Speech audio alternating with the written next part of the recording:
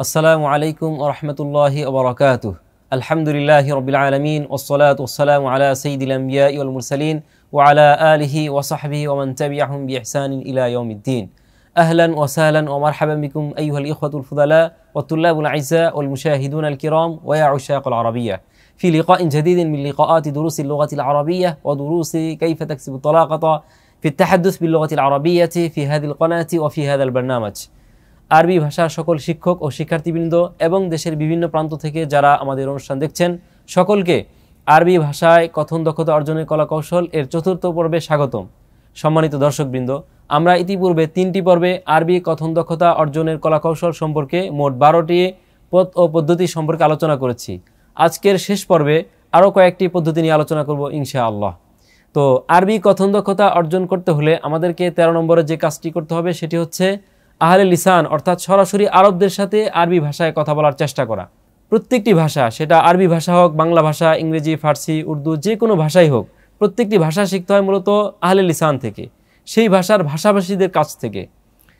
যেমন আরবি ভাষা একজন ব্যক্তি যদি বাংলাদেশি বা অনারবি কোনো ব্যক্তিদের কাছ থেকে শিখে, আর একজন ব্যক্তি আরবি ভাষা শিখে সরাসরি ফাসিহুল লিসান আরবদের কাছ থেকে, তাহলে এই দুই ব্যক্তির মাঝে শেখার মাঝে কিন্তু বিস্তর পার্থক্য, বিশাল তফাৎ প্রত্যেকটা ভাষায়। যেমন বাংলা ভাষা, কোনো ব্যক্তি যদি বাংলা ভাষা শিখে ভালোভাবে বাংলা লিখতে পারেন, বলতে পারেন, বাংলা ভাষায় তার যথেষ্ট পরিমাণ দক্ষতা আছে, এমন ব্যক্তিদের কাছ থেকে যদি কোনো ব্যক্তি বাংলা ভাষা চর্চা করেন, শিখেন। আরেকজন ব্যক্তি বাংলা ভাষা পারেন কিন্তু তিনি বাংলাদেশি নন, বরং তিনি কোনো ভারতের অথবা পাকিস্তান বা ইউরোপ আমেরিকার অন্য কোনো ব্যক্তি, যিনি বাংলা ভাষা পারেন কিন্তু তিনি বাংলাদেশি নন, এমন ব্যক্তির কাছ থেকে যদি বাংলা শিখেন, তাহলে কিন্তু এই দুই ব্যক্তির শেখার মাঝে অনেক পার্থক্য থাকবে। তো আরবি ভাষা শিখতে হবে আহলে লিসান থেকে। তো আমরা তো আহলে লিসানদেরকে সবসময় পাবো না। আমাদের করণীয় কি? আমাদের দেশে অনেক সময় দাওয়াত ও তাবলীগের উদ্দেশ্যে বিভিন্ন আরব মেহমান বাংলাদেশে আগমন করে থাকেন, অথবা অন্য কোনো প্রোগ্রামে তারা বাংলাদেশে আগমন করে থাকেন। সেই সুযোগগুলোকে আমরা কাজে লাগাতে পারি।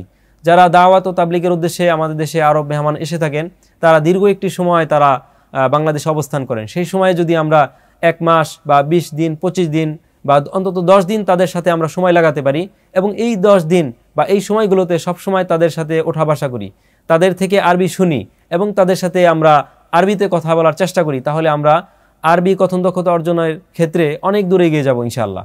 তো এখন একটি বিষয় লক্ষ্য রাখতে হবে, আমরা যে সকল আরবদের কাছ থেকে আরবি ভাষা শিখব এবং তাদের সাথে কথোপকথন করব, অবশ্যই তিনি ফাসিহুল লিসান আরব হতে হবে, অর্থাৎ তিনি বিশুদ্ধ আরবিতে কথা বলতে সক্ষম এবং তিনি সর্বদা বিশুদ্ধ ভাষায় কথা বলেন এমন আরব হতে হবে।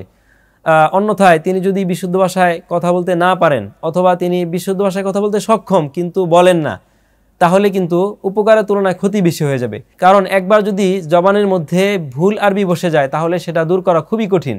যেমন আমাদের বাংলাদেশে অনেক শিক্ষিত মানুষ আছেন যারা বিশুদ্ধ বাংলায় কথা বলতে সক্ষম, কিন্তু তারা বিশুদ্ধ ভাষায় কথা বলেন না, বরং তারা আঞ্চলিক ভাষায় বলেন। তারা যখন কোনো সেমিনারে বা কোনো সভায় আলোচনা করতে যান, বক্তব্য রাখেন, তারা কিন্তু বিশুদ্ধ ভাষায় বলার চেষ্টা করেন, কিন্তু তাদের মনের অজান্তেই ভুল বাংলা বলে থাকেন। তারা আঞ্চলিক শব্দ, বাক্য, আঞ্চলিক ভাষা তাদের মুখ দিয়ে এসে যায়। এটা কেন? তারা বিশুদ্ধ ভাষায় কথা বলতে পারেন না। বিষয়টি কিন্তু তেমন নয়, বরং তারা বিশুদ্ধ ভাষায় বলতে সক্ষম কিন্তু বলতে অভ্যস্ত নন, যার ফলে কি হয় যে মনের অজান্তেই তাদের ভুল এসে যায়। ঠিক তেমনিভাবে আরবি ভাষা যদি ভুল বলতে আমরা অভ্যস্ত হয়ে যাই, তাহলে আমরা চাইলেও সঠিকটা আসবে না, শুদ্ধ আরবি আসবে না, ভুলটাই চলে আসবে। এজন্য অনেক আরবদেরকে আমরা দেখতে পাই যে তারা যখন আলোচনা করেন, কথা বলেন আরবিতে, তারা প্রচুর পরিমাণ ভুল করেন। এআরাবের ক্ষেত্রে ভুল করেন, শব্দ চয়নে, তাবিরের ক্ষেত্রে ভুল করে থাকেন, এবং বিভিন্ন ধরনের শব্দের রূপ পরিবর্তন করে ফেলেন। তো অবশ্যই আমরা যাদের সাথে কথা বলবো তিনি ফাসিহুল লিসান হতে হবে। আরেকটি বিষয় হচ্ছে, আমরা যে ফাসিহুল লিসান আরবদের সাথে কথা বলবো, তাদের থেকে আমরা কি শিখবো? তাদের থেকে মূলত আমরা 2টি জিনিস শিখবো। একটি হচ্ছে লাহজা শিখতে পারবো। আমরা আগেই বলেছি যে একটি ভাষার লাহজা যখন কথা বলা হয়, সেই ভাষার বাচনভঙ্গিতে সেই ভাষাটা অত্যন্ত চমৎকার শোনা যায়, শুনতে মধুর লাগে। তো আরবি ভাষা আমরা যখন কথা বলবো, অবশ্যই আমরা লাহজা বা আরবীয় বাচনভঙ্গি অনুসরণ করেই কথা বলবো। তো আরবীয় বাচনভঙ্গি এটা কিন্তু কোনো কিতাব পাঠ করে অর্জন হবে না, এটা অর্জন হবে ফাসিহুল লিসান আরবদের বয়ান শোনার মাধ্যমে। তো আরেকটি বিষয় আমরা ফাসিহুল লিসানদের থেকে শিখতে পারবো, সেটি হচ্ছে বিভিন্ন উসলুব, বিভিন্ন তাবিরের ব্যবহার ক্ষেত্র, শব্দের প্রয়োগ ক্ষেত্র আমরা শিখতে পারবো। আমরা অনেক সময় কামুসের মধ্যে একটি শব্দের অর্থ দেখে থাকি, তো এই শব্দের যে অর্থ আছে এই অর্থে কিন্তু সব জায়গায় ব্যবহার হয় না, ক্ষেত্র বিশেষ পরিবর্তন হতে থাকে, বরং বিভিন্ন ক্ষেত্রে সেই শব্দটি বিভিন্ন অর্থে ব্যবহার হয়ে থাকে। তো এই প্রয়োগ ক্ষেত্র, কোন জায়গায় কোন শব্দ কিভাবে ব্যবহার হচ্ছে, কোন অর্থে ব্যবহৃত হচ্ছে, কোন তাবিরটা কোন জায়গায় ব্যবহার হয়, কোন উসলুবটা কিভাবে ব্যবহার করতে হয়, এটা আমরা ফাসিহুল লিসান আরবদের থেকে শিখতে পারবো। 14, আরবি কিছু মুকালামার কিতাব পাঠ করা। এখন আরবি কথোপকথন বিষয়ে বিভিন্ন ধরনের বই পুস্তক রয়েছে, আমরা সেগুলো সংগ্রহে রাখতে পারি এবং সেটা মুতালা করতে পারি। যেমন আল আরাবিয়াতু বাইনা ইয়াদাইক, আরবি কথোপকথন শেখার ক্ষেত্রে প্রাথমিক শিক্ষার্থীদের জন্য অত্যন্ত উপকার একটি কিতাব আল আরাবিয়াতু বাইনা ইয়াদাইক। এই কিতাবটি আমরা সংগ্রহ করে তা আমরা পাঠ করতে পারি। তো মুকালামার কিতাব থেকে আমরা কি শিখব? মুকালামার কিতাব থেকে আমরা বিভিন্ন উসলুব শিখতে পারবো, তাবির শিখতে পারবো। যেমন আল আরাবিয়াতু বাইনা ইয়াদাইক কিতাবের মধ্যে বিভিন্ন বিষয়ে মুকালামা রয়েছে, খাবার দাওয়া সম্পর্কে মুকালামা রয়েছে, শিক্ষার্থীদের পরস্পরের মধ্যে কথোপকথন রয়েছে, এবং শিক্ষক শিক্ষার্থীদের মাঝে কথোপকথন, ভ্রমণ সম্পর্কে কথোপকথন, কোথাও বেড়াতে যাওয়া সম্পর্কে, বাজার সম্পর্কে ইত্যাদি সম্পর্কে বিষয়ভিত্তিক কথোপকথন রয়েছে কিছু। তো কোন কথা কিভাবে বলবো, খাওয়া দাওয়া সম্পর্কে আমরা কোন কোন শব্দ ব্যবহার করতে পারবো, কোন কোন তাবির ব্যবহার করতে পারবো, তো এই বিষয়গুলো আমরা মুকালামার কিতাব থেকে শিখতে পারবো। একটি কথা মনে রাখতে হবে, মুকালামার দু একটি কিতাব পাঠ করলে বা কয়েকটি মুকালামা মুখস্থ করে নিলেই কিন্তু আরবি কথন দক্ষতা অর্জন হয়ে যাবে, বিষয়টি তেমন নয়। বরং আরবিতে কথোপকথন শিখতে হলে অবশ্যই আরবি ভাষায় কথা বলে যেতে হবে, সেটা ভুল হোক আর শুদ্ধ হোক।